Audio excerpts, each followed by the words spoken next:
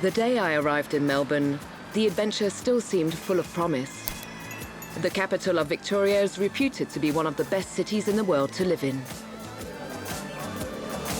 I had a rendezvous in Chinatown with my future instructor, Rob Torelli. A local celebrity, Rob is 7 times Australian freediving spearfishing champion. However, when he's not training, Rob spends his time fishing abalones, a kind of sea snail, a seafood that is both scarce and expensive. So they'll be around $150? $150 for that one. The dish of the thing, it really is. Oh, so nicely presented. A little bit like a squid, a little bit like a scallop. It really is unique, yes. We're headed for Port Fairy, 150 miles west of Melbourne, where Rob's boat is anchored. The champion agreed to teach me the basics of his profession and to let me train with him and discover the ocean beds.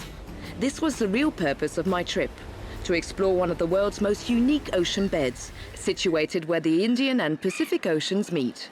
But when I met Rob, I quickly understood just what I was letting myself in for. This weight belt's specifically designed to help me protect it from the sharks, because the weight is there protecting my vital organs around my chest. Okay. It's captivating. Just put down here. Now, if the shark does bite me, his teeth's going to go in. Feel this? Oh, yes. I've hurt myself. He's not going to get through there, Okay. you know? Okay. He'll still maybe get here, Yes. but he'll bite, and they like soft things, like a seal, Okay. or, you know, they don't like the lead. Okay. Okay. So. Okay, there, like that. No. No. Stop. Okay, I think that you should learn a few words of French, because if I'm in danger, you know, with the I think I will say au secours in French. And what does that mean? Help. I think I'll know. If you need help, I will know. I'll just come forward a little bit, okay? I travelled nearly 10,000 miles to dive with one of the best divers in the world, so I wasn't going to give up now. But firstly, I learned that abalone fishing is strictly controlled. Part of my conditions is I have to ring the fisheries and let them know I'm diving today, okay? Okay. Now, so right now. Yeah, I've got to ring them. Okay. Ça rigole pas. G'day, Bill. It's Rob Torelli here. How are you? I'm just reporting in. We're going to head out to Lady Julia Percy Island today, fishing for abalone on my boat, Regio Y7Z. Thank you. Bye.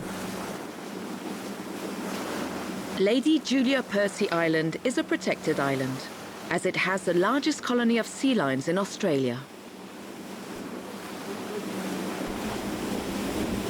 Before I start work, when I come to the island each day, I like to just have a little drive along and just get a feel for the place. Okay. If all the seals are in the water and happy, then I am happy. Okay. If the seals are on the rocks, then I wonder. Okay. I came to Australia to learn to fish for one of the world's most expensive seafoods.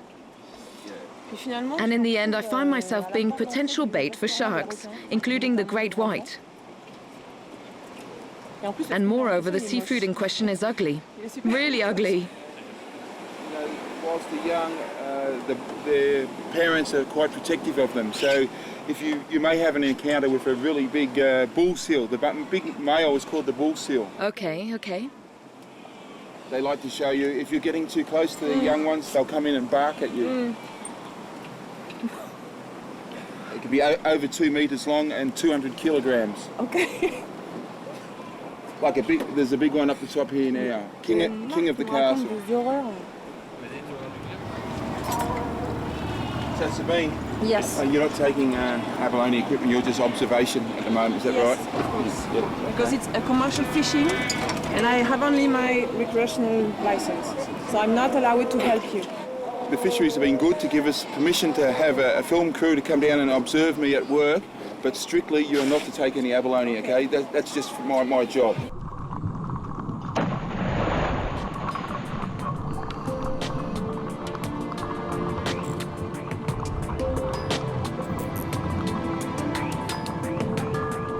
First impression, first shock. Beneath the surface, the view is as beautiful as terrifying.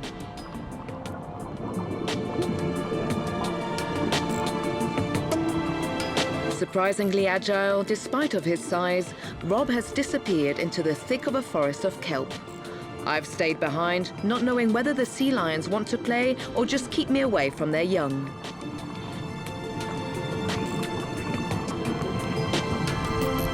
And as ignorance fuels fear, I was afraid.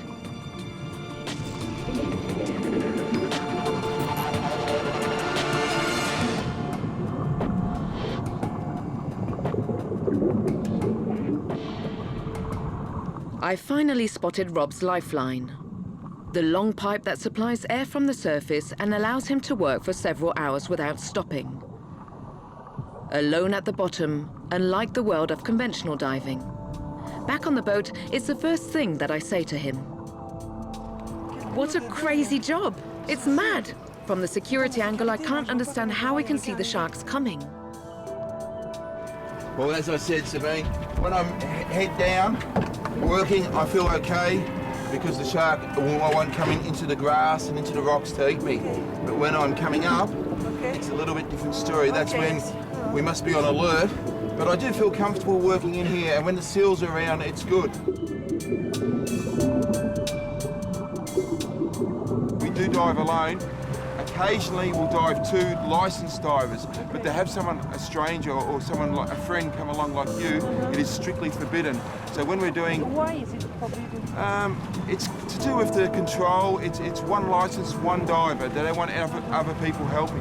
The fishery's like black or white. Okay. If there's a second diver in the water, is he helping catch the fish? Is he there? So if you want to be an abalone diver, you must dive solo. You must get used to diving by yourself. I have neither Rob's strength nor his lung power, so I surfaced before him. A very unpleasant moment. Alone with the fear of being caught in open water by one or more sharks. I was eager to return to Nob, the boat's pilot.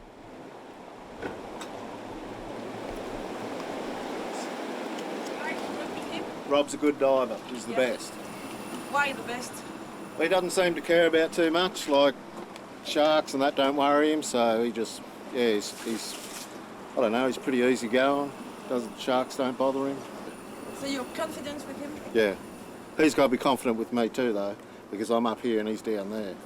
So, yeah, he's got to trust me to look after him, because he's down there all day, you see, so, yeah.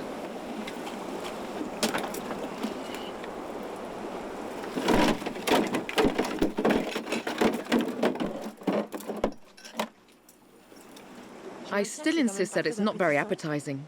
So here they are, what are known as sea ears, with their pretty shell riddled with small holes. They're called sea ears because their shape is a bit like an ear. The fishing license imposes minimum sizes and harvest quotas. On that day, Rob was allowed to collect 176 pounds, and not a pound more, to preserve the stocks, but not one less either. The license costs a fortune, although the employer should recover his investment. You have them all the 80 kilos? No, not yet. More work. You know, you must be prepared to work hard, because we get small windows of opportunity with the weather, and then you get 4 or 5 days in a row, you're doing, you know, 10, 12-hour days, long days on the boat. It's hard work, but it's good work. I love it. You love it.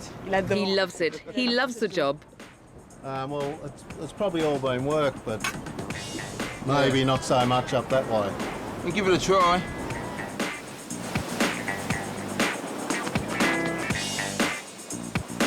From a little boy, I was always interested in abalone. I was interested in diving, and the only job I've ever had from when I left school was an underwater fisherman. On the windy coast, those most exposed to ocean waves, Rob has no competition. Here, the abalones are abundant, and he's completed his harvest in less than an hour. Back on dry land, the cargo is checked again. Measured twice, underwater and on the boat, the abalones are carefully weighed in the truck that takes them to the packing plant.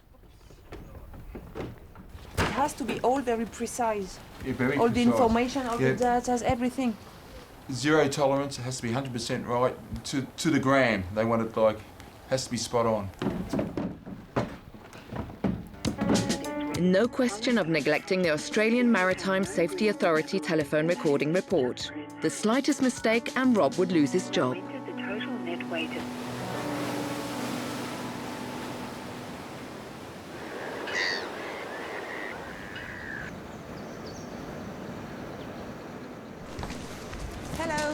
I would like to buy a fishing license for abalones, please. Yes, sure. How much is yours? Well, I don't own it, but my boss owns the licence, and it's valued, before it was valued at over $5 million for one licence, but now the quota has gone down. It's cheaper. It's over about $1 million now. Oh, $1 million. Let's go. So today the planning has changed. I'm going fishing with my own license, with my recreational license. So I'm not allowed to board a commercial vessel, hence the change in the boat to a non-commercial boat. Go, give it a go. Yes. Your turn now, Sabine. Yes.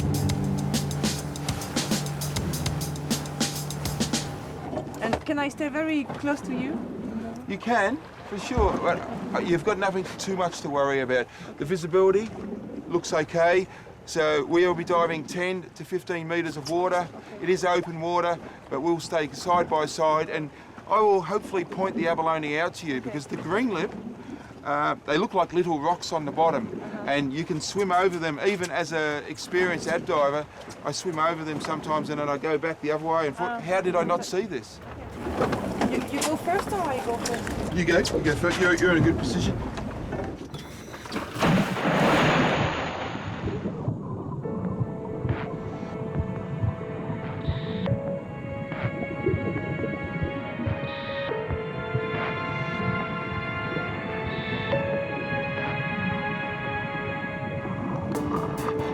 Focusing on the security, terrorized by unseen sharks, until now I hadn't realized the difficulty of the task. The abalone doesn't simply hide well, it's also tough. You have to surprise it. If it detects any aggression, the mollusk clings to the rock with his muscular foot. The work must be fast and accurate. You shouldn't harm it either, because the abalone is hemophiliac.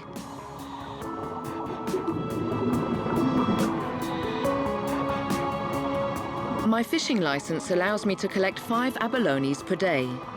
Black lips and green lips, the two most sought-after varieties worldwide. I never imagined successfully distinguishing between them underwater.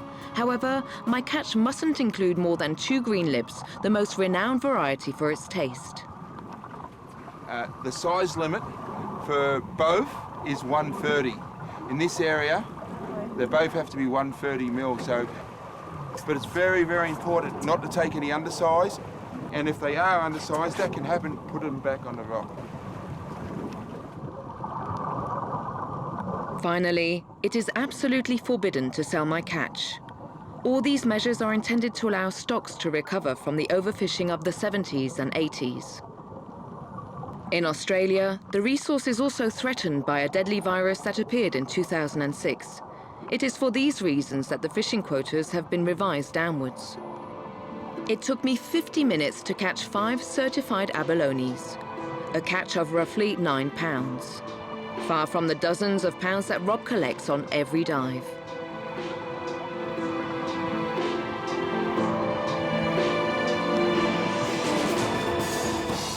Rob urged me to check the size of my catches both underwater and on the boat, with all good reason. Hello, how are you going today? Hello. Hello, my name's Cameron, Billy and Emily. Hi. We're with, Hi. we're with Sabine. Fisheries. Nice to meet you. Nice to meet you. Yeah. Nice to meet you. We're just doing some recreational abalone inspections today. So first things first, we'd like to check your catch. Okay. We'll check your catch for sizes today. Here? Here's fine. Yep, no problem at Yeah. all. Thank you. Alright, so these got to be 13 centimetres, 130 mil. Alright, so. Now, the next thing we'll ask you about is the recreational fishing licence. Do you have a licence? Ah, right. Very good. You make a lot of control like this one? Yeah, look, we're pretty strict on the abalone around here. Yeah. It's We're, zero tolerance. Yeah, well, I've zero heard. tolerance. Yes. And Yeah. poaching, is it an important phenomenon? Yeah, Or- look, there's a bit of poaching goes on. Yeah, they're a pretty valuable, high value species. So with any high value species, there's a bit of illegal activity involved with it, I suppose. So, yeah. Thank you. You're welcome. Have a good day. Thanks for that. The last test to face up to, Rob always believed that my initiation would be incomplete as long as I still had a phobia of sharks. For the divers, yes? To convince me that you can survive an unpleasant first encounter, he introduced me to former diver Bob Usher with his 40-year career. Or maybe I can learn from you what I have to do if I see one. Yep. Well, I was coming to the surface. I was about 60 foot of water, and in about 30 foot up. Right. This big white comes straight at me. Yes? And I put the bag of abs in front of me like that, and he took the bag, and as he turned, he whacked me with his tail and set me about 30 foot through the water. And I went straight back to the bottom, found a cave, curled up in the cave, and the big bug come straight back in again and watched me for about half an hour. And I said, please, compressor, don't stop. Half an hour? Yeah, he was sitting there just watching me.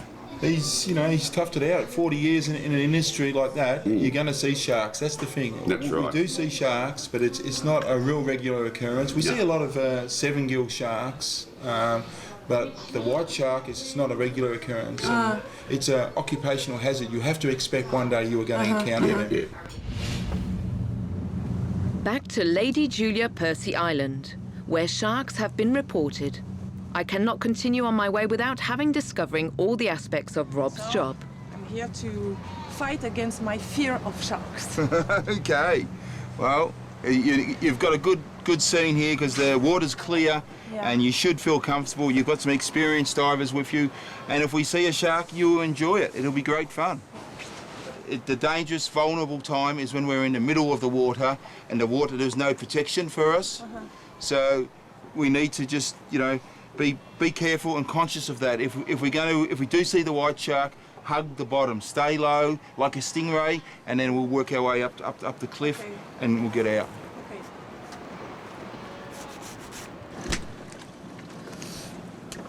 There's that little knot in my stomach, which is coming back again.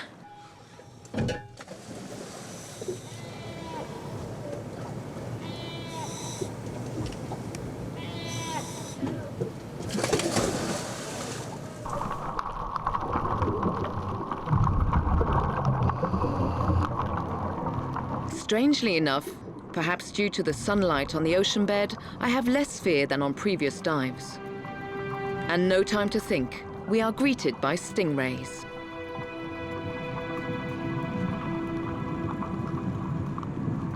Impressive. They belong to the shark family.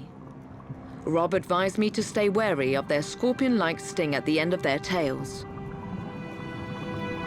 But in fact, their behavior reassures me. They have absolutely no interest in us.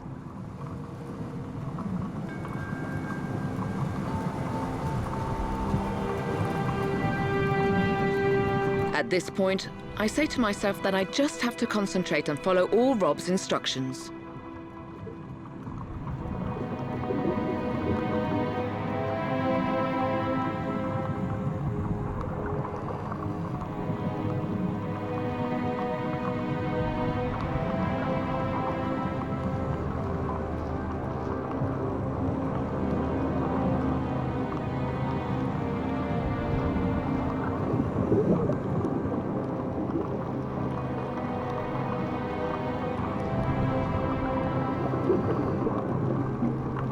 The 7-gill shark, they will be very curious, Sabine. They will come in close to you and check you out. They don't have hands, so they feel with the nose. So when he does come in, he might come in and want to nudge you, hit you a little bit. But this is not a threatening sort of behaviour. This is just them checking you out. So you can expect them to come in close. What I realized only afterwards was the apprehension Rob felt at the idea of having to ensure my safety. When there's more than one shark around, that's when there's the danger. Now, in this particular instance, there were 3 or 4 sharks in close proximity, and they were like competing, coming in. And at that stage, I didn't like what was going on. I just give it a bit of a poke, said, out of here, we need a bit of space here. And that was the potential danger for Sabine. It was never going to eat her, but it might have bitten her, or if she had her elbow out or something, it might have come and given her a bite.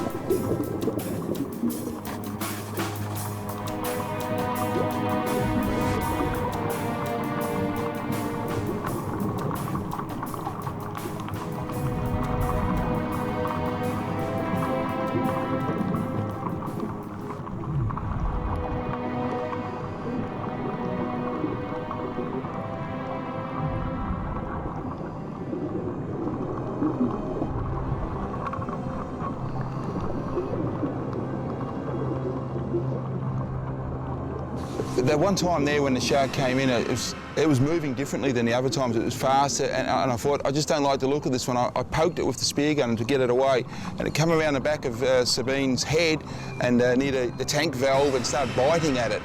She didn't realise what was happening. So that was the closest she had of being maybe bitten. I just found a blow behind the head. Rob had warned me, and so I wasn't worried. Nevertheless, I still found the situation tense. In front of me, the film crew was faced with 2 sharks attracted by the camera. These animals have a sixth sense thanks to the Lorenzini organ, which enables them to detect electromagnetic waves. But I trusted Rob and felt very calm. When I saw Sabine doing a little dance underwater, I think she was just on a high, you know. You get like that when you see the sharks and you're out in the open water and all the big sharks coming around, you're on a natural high. If you want to be an abalone diver in my area, you must fish Julia Percy. You can't say, I want to be an abalone diver, but I don't want to dive there. So I'm proud that she's overcame that fear and she has achieved what she set out to do. She's reached the goal. She knows what it's like to be an abalone diver.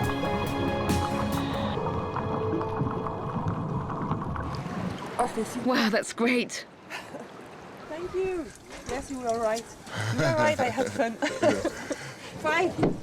5 sharks. 5? Yes, 5. At least 5 all around us. Yeah? Yes. Well, Sabine, you passed the test. I think you could be an abalone diver. If you can dive with sharks around you like that, Yes. you could be an abalone diver. When you learn the animal's behaviour, you know that the ray's just there, he's not going to flick you with the tail, you know the seal's just there playing, you know the shark's just coming in to check you out.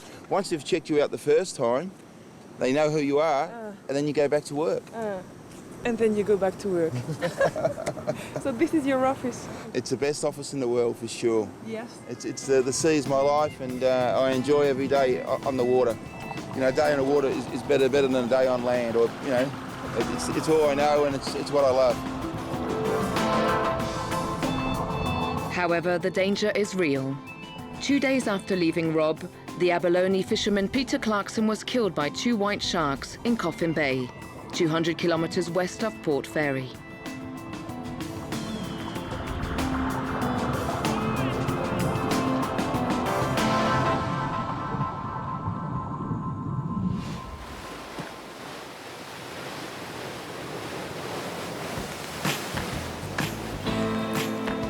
The southern winter was slowly setting in.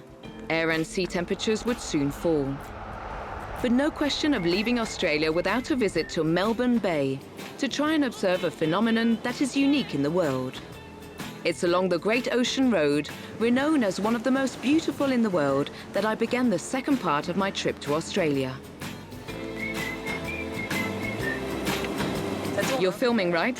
Yes. The Australian wildlife is rich in species that live nowhere else on Earth. It's hard not to stop and enjoy the show.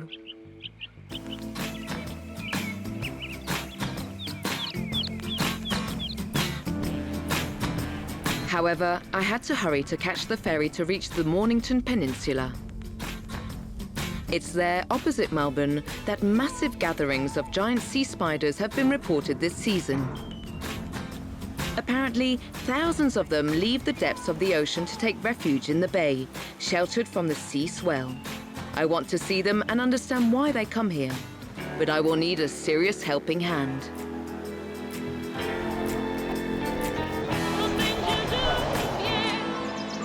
Most of my information I got from a book about the phenomenon. I started on the trail of its author, and soon I discovered that he works at the Melbourne Aquarium.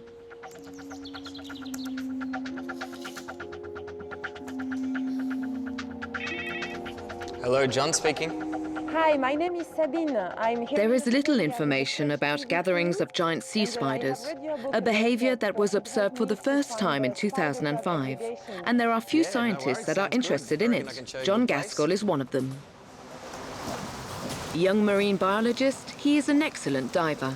His mission, to capture specimens for aquarium collections, or on the contrary, to set them free to help preserve the species. Upon my arrival on the Mornington Peninsula, I have an appointment with him at Portsea Village Dock.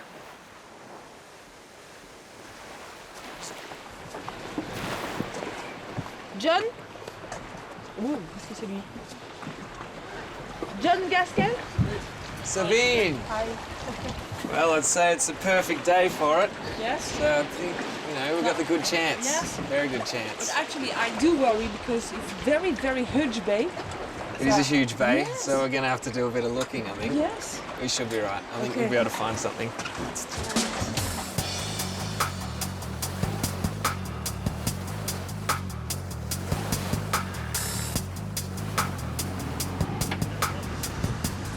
All right, this is Blair Gowrie Marina. Yes. This is it, nice and calm. It's one of the best places to go diving around the year because it's protected from nearly all wind. Yes. So this is one of the hot spots for diving. Okay. Lots of sponges and nudibranchs Okay, and under the the spider pier. crabs The should be spider crabs should be around. right here, Yes. I hope. So we're going to jump in here and have a look, I think. Okay, let's have a look.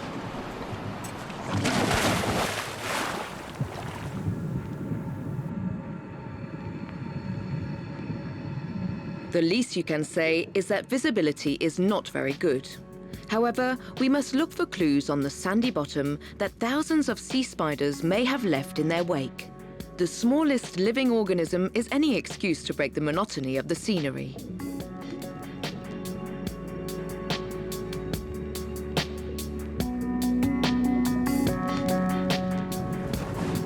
May I ask you something? Yeah. How do they know, the spider crabs, that it's time to reach the meeting point? It's just one of those things. Most animals use temperature cues or the lunar cycle. So a lot of animals will, depending on the time of the year, they'll be able to tell from the full moon or where the moon rotates around the Earth as to where and what time to go places. With the crabs, it's probably temperature though. Okay. But how do they know where they have to go? That's, I don't know, no That's the idea. mystery. That's something that I always think about. Okay. No idea. They just, I guess it's instinctive. Yes. Do they know? They come from anywhere in the bay. Yeah, well, they live out of the bay. A lot of them And live out of the some bay out of and the they bay? come in. A lot of them live in the middle of the bay and they all come to the same area. And no one has We don't ever know proved why. that they can communicate Yeah. long distances, which Yeah. is very unlikely. After half a day underwater, only one isolated individual, but no sign of the gathering. Well, we're approaching our goal, right? Not yet, but we're getting near.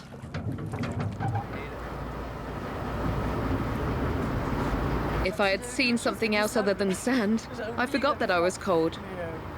But now I haven't forgotten.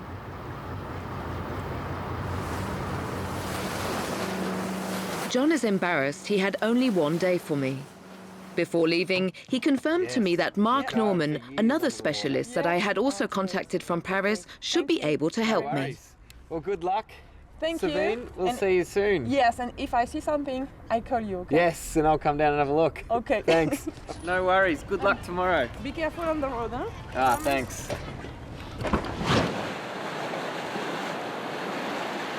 I found myself left to my own devices for 48 hours, the time for you are Mark right. Norman to come back from abroad. We're lucky. No time to lose. With Tom, my boat pilot, who knows the area well, I decided to mark out part of the bay thanks to fresh information I dug up on the internet. Saying they had seen spider crabs between Blair Gowrie and Rye. Yes, that's correct, yes. So, how many kilometers? Oh, about 20. Allez. 20 miles to explore? No problem. Let's go. Okay.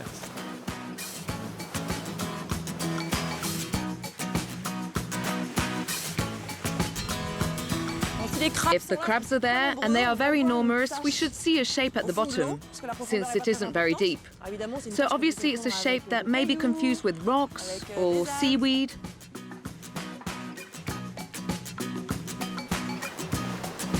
At this rate, we're not winning. I think we go to plan B. All right, plan B. Slow, fast. Well, give me a signal if you want to go faster or slower. Okay. Okay. And what's the signal for help?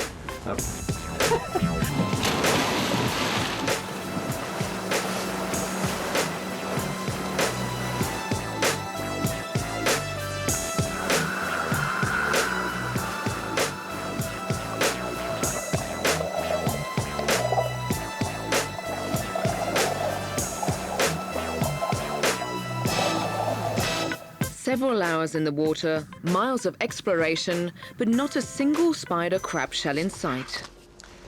Film crew looking for mass aggregation of giant spider crabs. Please call Sabine. Okay.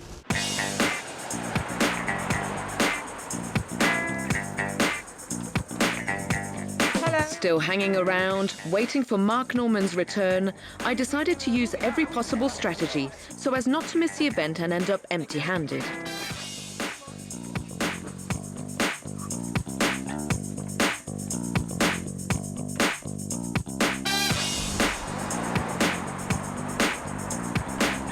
There we go.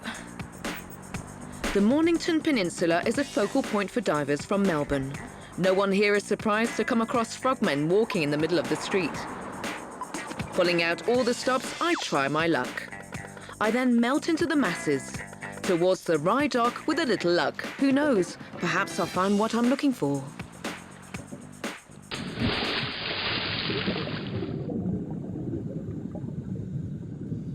The wooden pillars that support the pontoons function as artificial reefs.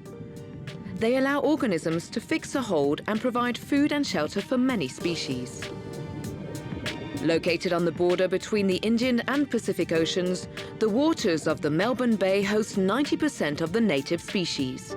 Among them, the emblem of Victoria State, the weedy sea dragon.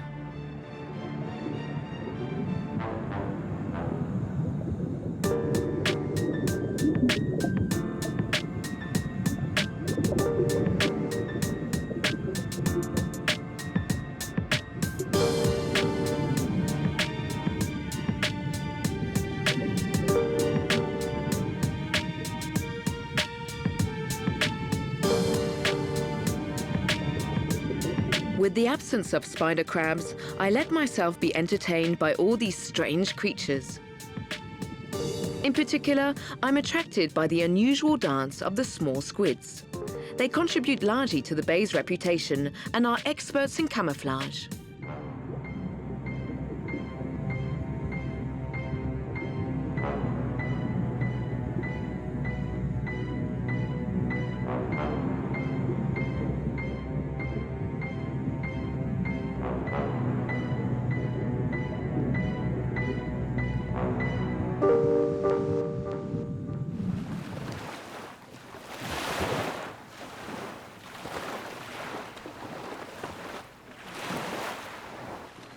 Definitely a beautiful dive, but still not a single trace of shellfish in sight. Excuse me, hello. May I ask you something, please? Yeah. Have you heard of giant spider crabs? Crabs? You want to see some crabs? Yes, I would like to see them. You know the spider crabs, the giant one? No? No, here, not this time. We're not to eat. Okay. We're not to eat that because there's nothing on. Not to eat? No.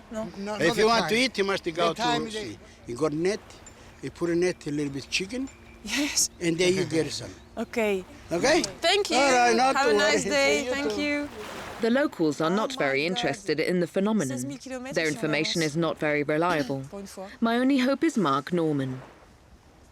What a hassle, what a mess. I'm back. Glad I found your message. See you at my place tomorrow morning. Mark Norman. Yes. Hey, oh! Mark is known for his many discoveries of species of cephalopod mollusks, but he is also one of the few researchers to study the great migration of sea spiders.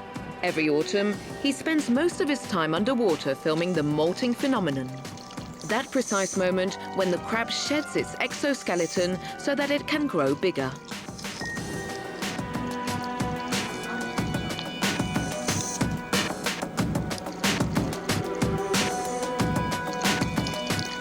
The scientist would do anything to see the phenomenon again.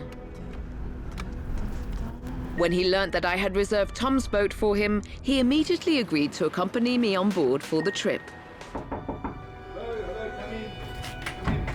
Hello. Hello, Sabine. Nice to meet you. Nice to meet you Welcome. too. Come on in.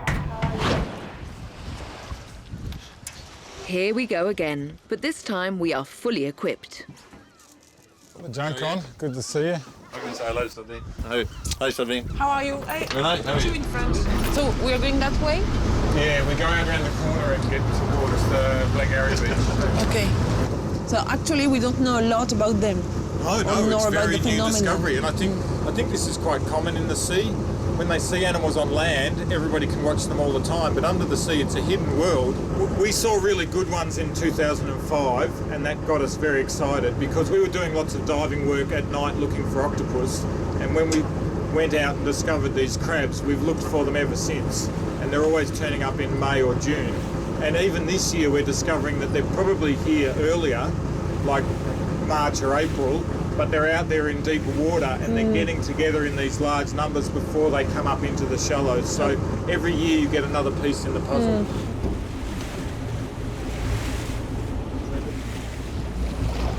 No, but it's strange, no? There are hundreds, maybe thousands of spider crabs somewhere underwater and we can't find them. We will. We will. Yes. Nothing can dampen Tom's optimism. And yet we are back in an area that we've continually searched. However, we may have passed within a few meters of the gathering without actually seeing it. Underwater, distances take on a different magnitude. So Mark Norman uses a diver propulsion vehicle, which allows him to cover 4 times the distance that he does with diving fins.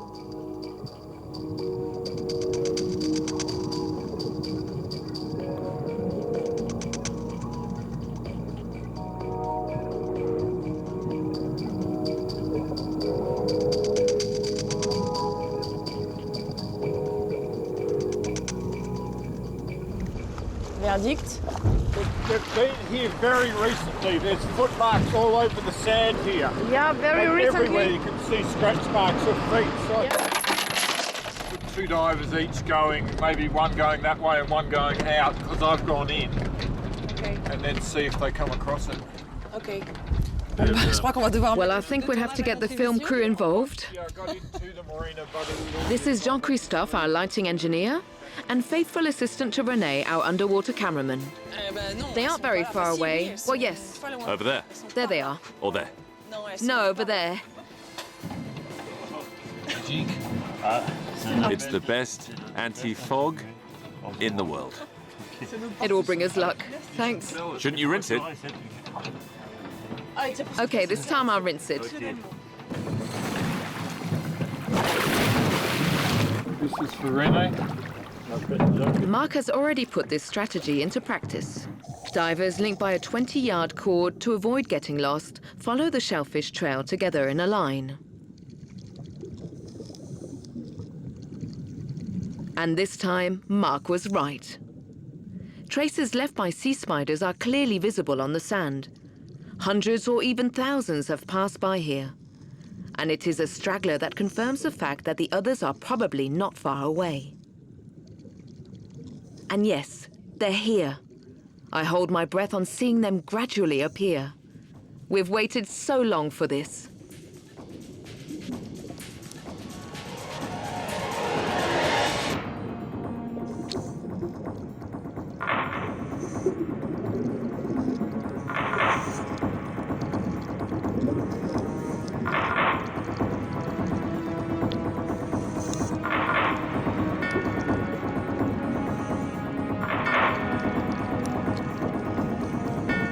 Oh, it's just fantastic to be able to watch it in front of your own eyes because in most other crabs it's done hidden under the sand or hidden in rock caves and keeping away from view, whereas this is a very public mass molting.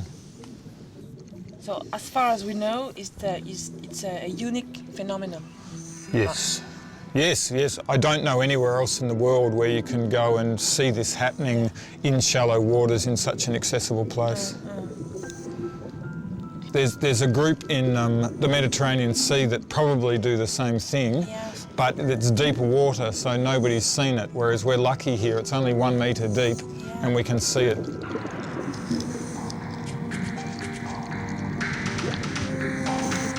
All the crabs come together in one place, and at first we thought it was for breeding, but it's not. It's so they can molt and be safe when they're soft.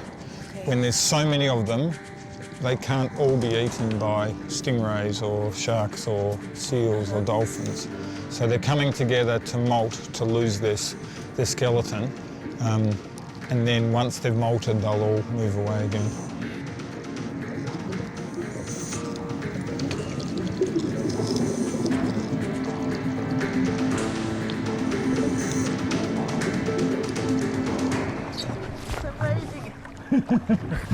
Good, hey? Yes, very good. In fact, it looks like an army of marching crabs that devours everything in its path.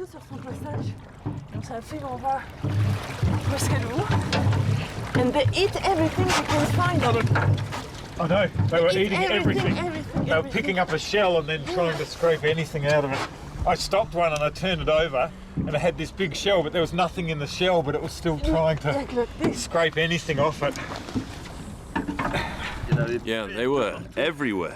At one point I heard... I thought it was the crabs, but in fact it was Sabine's teeth chattering. Well, it was worth it, did you see? We'll leave that till we come back tonight and then we'll be able to find them again. Fantastic.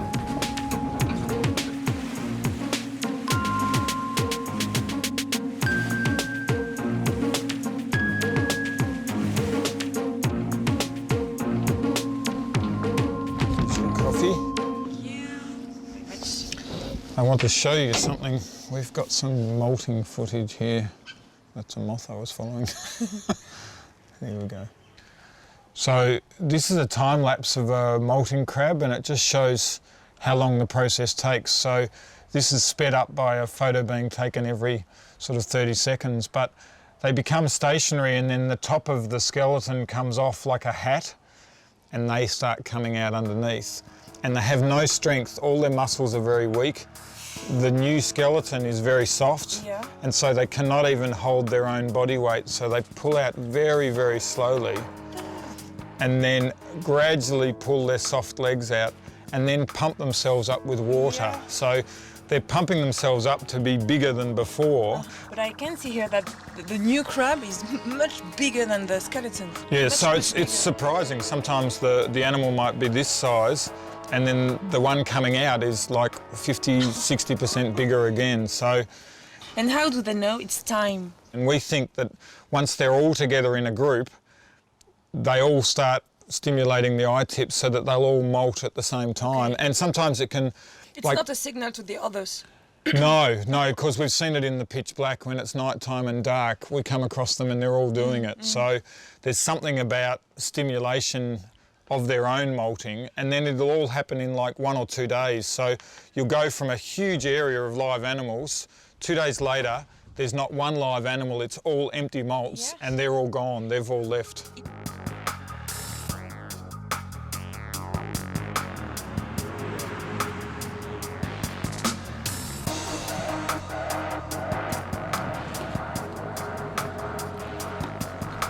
Great, we'll be able to go back, see if the group has grown, see how they behave at night. Mark will be able to take all the pictures he needs, and then we'll be able to cool off a little. Because it was a little hot down there.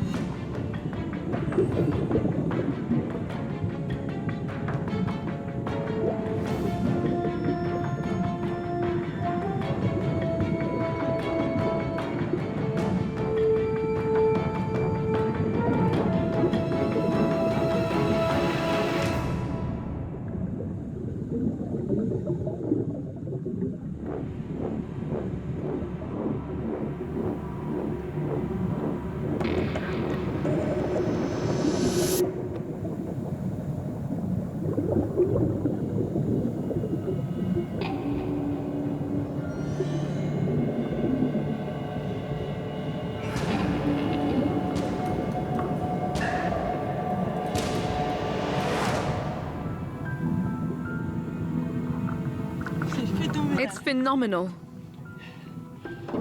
There are hundreds. They don't behave like they do during the day. Just now, they were walking. They walked like an army there. They ate and ate. They were all piled up on each other. I don't know what they're doing.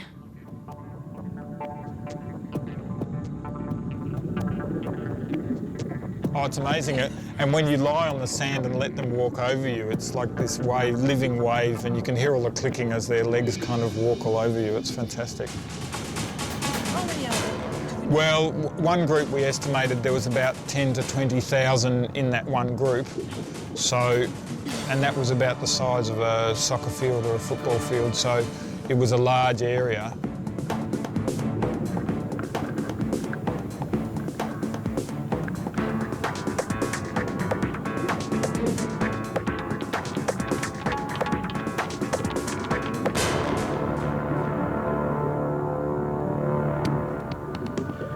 That's unbelievable. Mark, they are going to molt. But it's weird, isn't it? They just sit there going like this. And... Where is my eye? Where is it? Oh, my eye, okay.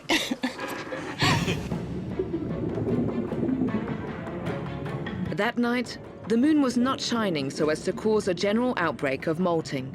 But we must acknowledge that science is not yet so accurate on the subject. This unique phenomenon will keep its share of mystery for a long time to come.